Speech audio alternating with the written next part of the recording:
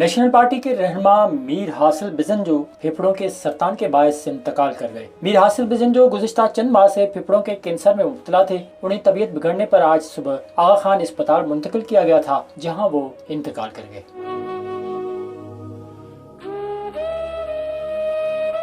میر حاصل خان بزنجو کا تعلق پاکستان کے صوبے بلوچستان سے ہے۔ وہ پاکستان کے ممتاز سیاسی رہنما، سابق گورنر بلوچستان اور 1973 کے آئین ساز کمیٹی کے رکن میر غوث بخش بزنجو کے صاحبزادے تھے۔ میر حاصل خان نے زمانۂ طالب علمی سے سیاست کا آغاز کیا تھا۔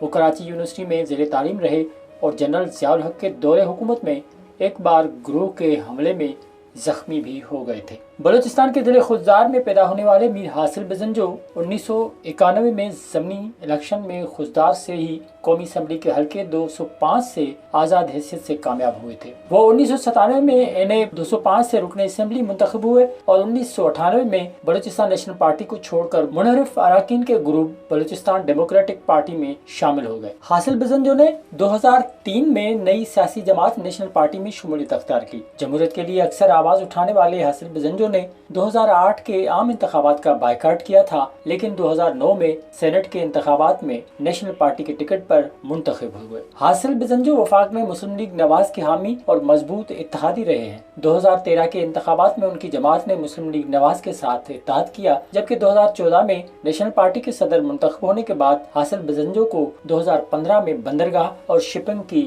وزارت بھی دی گئی تھی۔ حاصل خان بزنجو نے ایوان میں کئی بار بلوچستان کے بارے میں بات کرتے ہوئے کہا تھا کہ ریاست نے وہاں کئی ناانصافیاں کی ہیں، جس کے نتیجے میں وہاں پیدا ہونے والی شورش میں کمی نہیں آ رہی۔